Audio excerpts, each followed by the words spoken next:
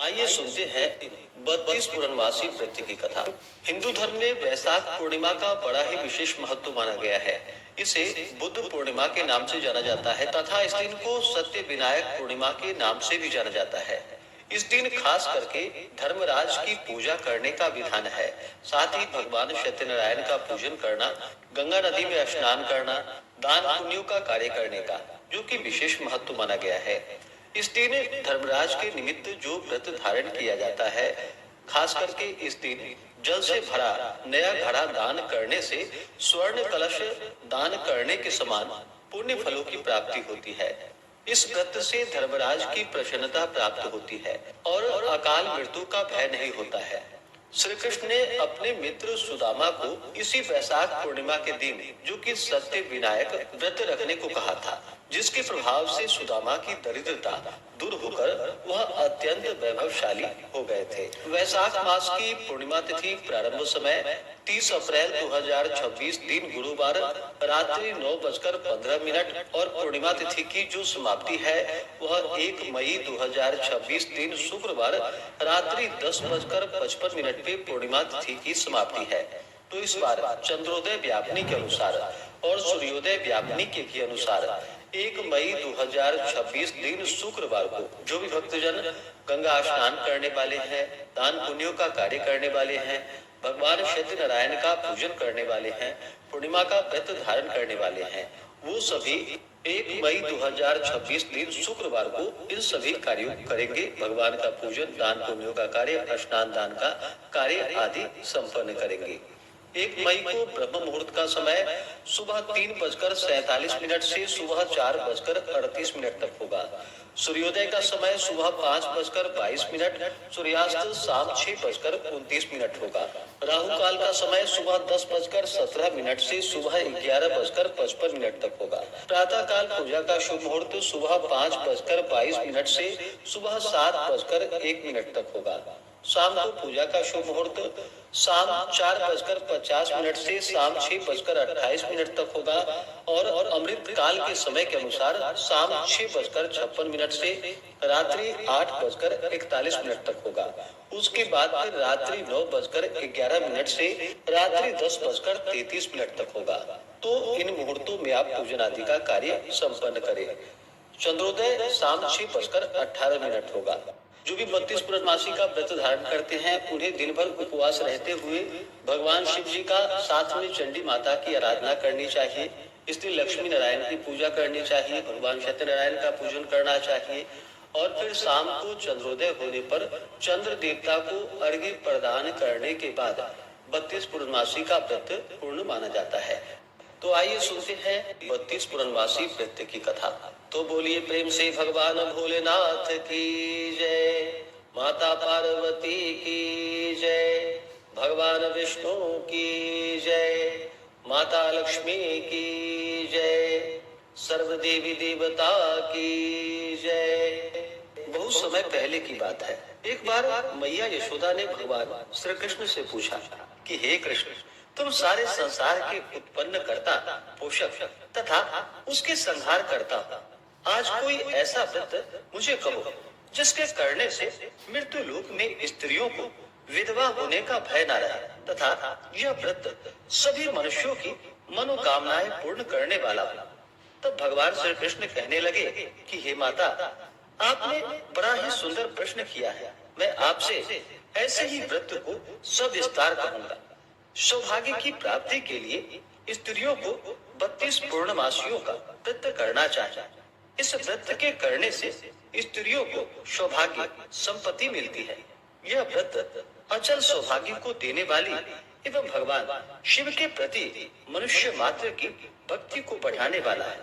यशोदा माता ने कहा कि हे कृष्ण, सर्वप्रथम इस व्रत को मृत्यु लोक में किसने किया था, इसके विषय में मुझे सविस्तार कहो। भगवान श्री कृष्ण कहने लगे कि इस भूमंडल पर एक अत्यंत प्रसिद्ध राजा जो कि चंद्रहास नाम से पालित अनेक प्रकार के रत्नों से परिपूर्ण कातिका नाम की एक नगरी थी। वहाँ पर धनेश्वर नाम का एक ब्राह्मण रहता था और उसकी स्त्री अति सुशीला रूपवती थी। दोनों ही उस नगरी में बड़े ही प्रेम के साथ रहते थे। घर में धन धान्य आदि किसी भी वस्तु की कोई कमी नहीं थी। उनको एक बड़ा सा दुख था कि उनके पास उनकी कोई संतान नहीं थी। इस दुख से वह अत्यंत दुखी रहते थे। एक समय एक बड़ा तपस्वी योगी उस नगरी में आया। वह योगी उस ब्राह्मण के घर को छोड़कर अन्य सब घरों से भिक्षा लाकर भोजन किया करता था। रूपवती से वह भिक्षा नहीं लिया करता था। उस योगी ने एक दिन रूपवती से भिक्षा न लेकर किसी अन्य घर से भिक्षा लेकर गंगा किनारे जाकर भिक्षान को प्रेम पूर्वक खा रहा था कि धनेश्वर ने योगी का यह सब कार्य किसी प्रकार से देख लिया। अपने भिक्षा के अनादर से दुखी होकर धनेश्वर योगी से बोला कि हे महात्मन, आप सब घरों से भिक्षा लेते हैं, परंतु मेरे घर की भिक्षा कभी भी नहीं लेते। इसका क्या कारण है? योगी ने कहा कि निसंतान के घर की भीख पतितों के अन्न के तुल्य होती है, और जो पतितों का अन्न खाता है वह भी पतित हो जाता है। क्योंकि तुम निसंतान हो, अतः पतित हो जाने के भय से मैं तुम्हारे घर की भिक्षा नहीं लेता हूँ। धनेश्वर यह बात सुनकर अपने मन में बहुत दुखी हुआ और हाथ जोड़कर योगी के पैरों में गिर पड़ा तथा अंतर्भाव से कहने लगा कि हे महाराज, यदि ऐसा है तो आप मुझको पुत्र प्राप्ति का उपाय बतलाइए। आप सर्वज्ञ हैं, मुझ पर अवश्य ही कृपा कीजिए। धन की मेरे घर में कोई कमी नहीं, परंतु मैं पुत्र न होने के कारण अत्यंत दुखी हूँ। आप मेरे इस दुख का हरण करें। आप सामर्थ्यवान हैं। यह सुनकर योगी कहने लगे कि हे ब्राह्मण, तुम चंडी की आराधना करो। घर आकर उसने अपने स्त्री से सब वृतांत कहा और स्वयं तप के निमित्त वन में चला गया। वन में जाकर उसने चंडी देवी की उपासना की और उपवास किया।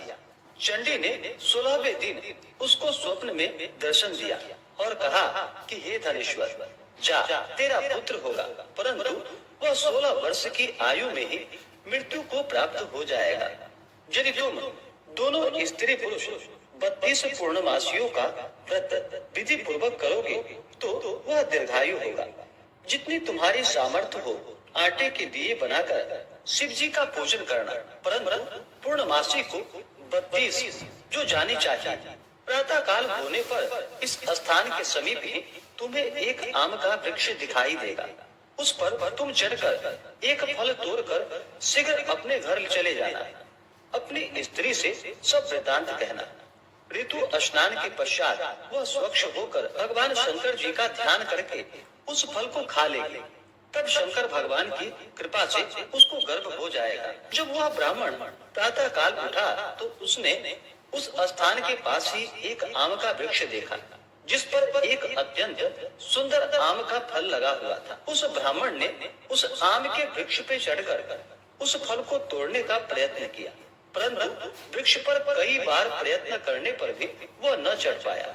तब तो उस ब्राह्मण को बहुत चिंता हुई और विघ्न विनाशक भगवान श्री गणेश जी की वंदना करने लगा। हे दयानिधे, अपने भक्तों को विघ्नों का आप नाश करने वाले हैं, उनके मंगल कार्यों को पूर्ण करने वाले हैं, दुष्टों का नाश करने वाले हैं, रिद्धि सिद्धि देने वाले हैं। आप मुझ पर कृपा करके इतना बल दे कि मैं अपने मनोरथ को पूर्ण कर सकूं। इस प्रकार गणेश जी की प्रार्थना करने पर उनकी कृपा से धनेश्वर वृक्ष पर चढ़ गया और उसने एक अति सुंदर आम का फल देखा। उसने विचार किया कि जो वरदान से फल मिला है वह यह है और कोई फल दिखाई नहीं देता। उस धनेश्वर ब्राह्मण ने जल्दी से उस फल को तोड़कर अपनी स्त्री को लाकर दे दिया और उसकी स्त्री ने अपनी पति के कथा के अनुसार उस फल को खा लिया और वह गर्भवती हो गई। देवी जी की असीम कृपा से उसे एक अत्यंत सुंदर पुत्र उत्पन्न हुआ, जिसका नाम उन्होंने देवी दास रखा। माता पिता के हर्ष और शोक के साथ साथ वह बालक शुक्ल पक्ष के चंद्रमा की भांति अपने पिता के घर में बढ़ने लगा। भवानी की कृपा से वह बालक बहुत ही सुंदर, सुशील और विद्या पढ़ने में बहुत ही निपुण हो गया। दुर्गा जी की आज्ञा अनुसार उसकी माता ने 32 पूर्णमासी का व्रत रखना प्रारंभ कर दिया। जिससे उसका पुत्र बड़ी आयु वाला हो जाए। 16वां वर्ष लगते ही देवीदास के माता पिता को बड़ी चिंता हो गई कि कहीं उसके पुत्र की इस वर्ष मृत्यु ना हो जाए।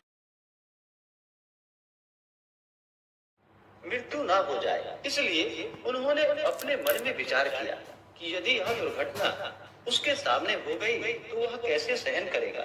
अस्तु उन्होंने देवीदास के मामा को बुलवाया और कहा कि हमारी इच्छा है कि देवीदास 1 वर्ष तक काशी में जाकर विद्या अध्ययन करे और उसको अकेला भी नहीं छोड़ना चाहिए। इसलिए साथ में तुम चले जाओ और 1 वर्ष के पश्चात इसको वापस लौटा लाना। सब प्रबंध करके उसके माता पिता ने काशी जाने के लिए देवीदास को एक घोड़े पर बैठाकर उसके मामा को उसके साथ भेज दिया। किंतु यह बात उसके मामा या किसी और को कहीं पता नहीं थी। धनेश्वर ने सपत्नीक अपने पुत्र की मंगल कामना तथा दीर्घायु के लिए भगवती दुर्गा की आराधना और पूर्णमासियों का व्रत करना आरंभ कर दिया। इस प्रकार बराबर 32 पूर्णमासी का व्रत पूर्ण किया। कुछ समय के पश्चात एक दिन वह दोनों मामा और भांजा मार्ग में रात्रि बिताने के लिए किसी ग्राम में ठहरे हुए थे। उस दिन उस गांव में एक ब्राह्मण की अत्यंत सुंदर, सुशील, विदुषी और गुणवती कन्या का विवाह होने वाला था। जिस धर्मशाला के अंदर वर और उसकी बारात ठहरी हुई थी, उसी धर्मशाला में देवीदास और उसके मामा भी ठहरे हुए थे। संयोगवश कन्या को तेल आदि चढ़ाकर मंडप आदि का कृत्य किया गया तो लगने के समय वर को धनुवार्त हो गया। अस्तु वर के पिता ने अपने कुटुंबियों से परामर्श करके निश्चय किया कि वह देवीदास मेरे पुत्र जैसा ही सुंदर है, मैं इसके साथ ही लग्न करा दूं और बाद में विवाह के अन्य कार्य मेरे लड़के के साथ हो जाएगा। यह सोचकर देवीदास के मामा से जाकर बोला कि तुम थोड़ी देर के लिए अपने भांजे को हमें दे दो, जिससे विवाह के लग्न का सब कार्य सुचारू रूप से हो सके। तब उसका मामा कहने लगा कि जो कुछ भी मधुपर्क आदि कन्यादान के समय वर को मिले वह सब हमें दे दिया जाए, तो मेरा भांजा इस बारात का दूल्हा बन जाएगा। यह बात वर के पिता ने स्वीकार कर ली। उसने अपने भांजा को वर बनने को भेज दिया और उसके साथ वह विवाह कार्य रात्रि में विधि पूर्वक संपन्न हो गया। पत्नी के साथ वह भोजन न कर सका और अपने मन में सोचने लगा, न जाने यह कैसे स्त्री होगी। वह एकांत में इसी सोच में गर्म निश्वास छोड़ने लगा। तब उसकी आंखों में आंसू भी आ गया। तब वधू ने पूछा कि क्या बात है, आप इतने उदास व दुखी क्यों हो रहे हैं। तब उसने सब बातें जो वर के पिता व उसके मामा में हुई थी उसको बतला दी। तब कन्या कहने लगी कि यह ब्रह्म विवाह के विपरीत हो कैसे सकता है। देव, ब्राह्मण और अग्नि के सामने मैंने आपको ही अपना पति बनाया है, इसलिए आप ही मेरे पति हैं। मैं आपकी ही पत्नी रहूंगी, किसी अन्य की कदापि नहीं। तब देवीदास ने कहा कि ऐसा मत करिए, क्योंकि मेरी आयु बहुत थोड़ी है। मेरे पश्चात आपकी क्या गति होगी, इस बातों को अच्छी तरह विचार लो। परंतु वह दृढ़ विचार वाली थी। बोली कि जो आपकी गति होगी वही मेरी गति होगी। हे स्वामी, आप उठिए और भोजन करिए, आप निश्चय ही भूखे होंगे। इसके बाद देवीदास और उसकी पत्नी दोनों ने भोजन किया तथा शेष रात्रि वे सोते रहे।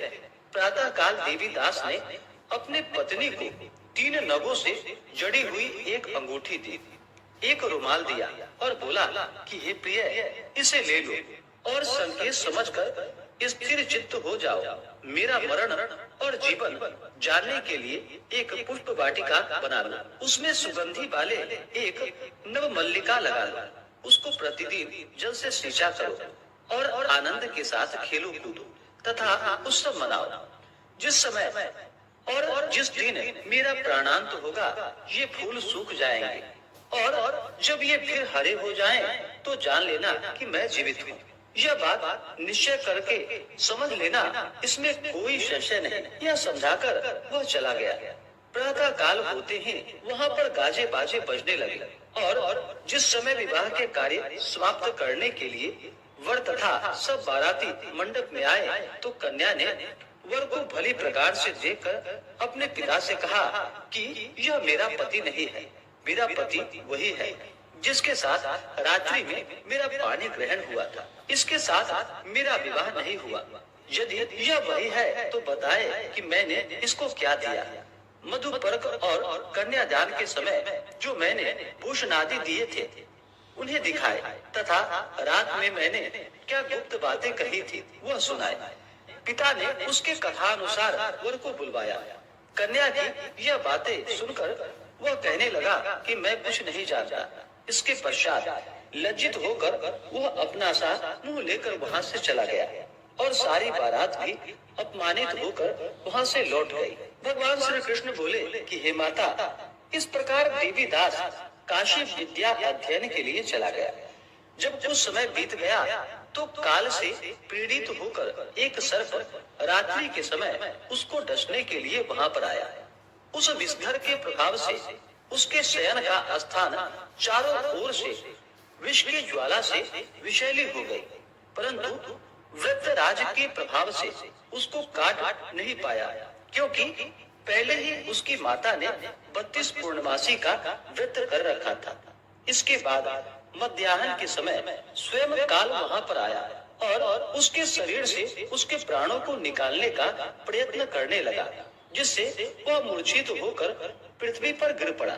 भगवान की कृपा से उसी समय पार्वती जी के साथ भगवान शंकर जी वहाँ से आ गए। उसको मूर्छित दशा में देखकर माता पार्वती जी ने भगवान शंकर से प्रार्थना की कि हे प्रभु, इस बालक की माता ने पहले 32 पूर्णमासी का व्रत किया था, जिसके प्रभाव से हे भगवान आप इसको प्राण दान दे। भवानी के कहने पर भक्त वत्सल भगवान श्री शिव जी ने उसको प्राण दान दे दिया। इस व्रत के प्रभाव से काल को पीछे हटना पड़ा और देवीदास स्वस्थ होकर बैठ गया। उधर उसकी स्त्री उसके काल की प्रतीक्षा किया करती थी। जब उसने देखा पत्र पुष्प कुछ भी नहीं रहे तो उसको अत्यंत आश्चर्य हुआ और जब वह वैसे ही हरी भरी हो गई तो वह जान गई कि वह जीवित हो गए हैं। यह देखकर बहुत प्रसन्न मन से अपने पिता से कहने लगी कि पिताजी, मेरे पति जीवित है, आप उनको ढूंढिए। जब 16वां वर्ष व्यतीत हो गया तो देवीदास भी अपने मामा के साथ काशी से चल दिया। इधर उसे उसके ससुर उसको ढूंढने के लिए अपने घर से जाने वाले थे। वह दोनों मामा भांजा वहाँ पर उसी समय आ गए। उनको आया देखकर उसका ससुर बड़ा ही प्रसन्नता के साथ अपने घर में उसे ले गया। उस समय नगर के निवासी भी वहाँ पर इकट्ठे हो गए और सबने निश्चय किया कि अवश्य ही इस बालक के साथ इस कन्या का विवाह हुआ था। उस बालक को जब कन्या ने देखा तो वह पहचान ली और कहा कि यह तो वही है जो संकेत करके गए थे।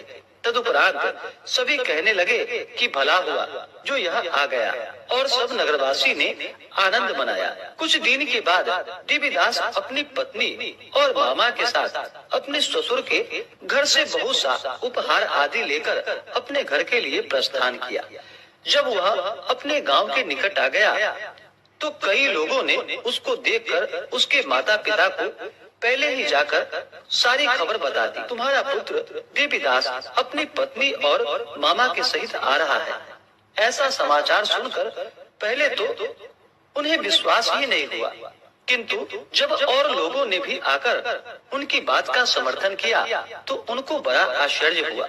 लेकिन थोड़ी देर में ही देवीदास ने आकर अपने माता पिता के चरणों में अपना सिर रखकर उन्हें प्रणाम किया और उसकी पत्नी ने अपने सास व ससुर के चरणों को स्पर्श किए तो माता पिता ने अपने पुत्र और पुत्र वधू को अपने हृदय से लगा लिया और दोनों की आंखों में प्रेमाश्रु बहने लगे। अपने पुत्र और पुत्र वधू के आने की खुशी में धनेश्वर ने बड़ी भारी उत्सव किया और ब्राह्मणों को भी बहुत सी दान और दक्षिणा देकर ब्राह्मणों को संतुष्ट व उन्हें प्रसन्न किया। भगवान श्री कृष्ण जी कहने लगे कि इस प्रकार धनेश्वर 32 पूर्णमासियों के व्रत के प्रभाव से पुत्रवान हो गया।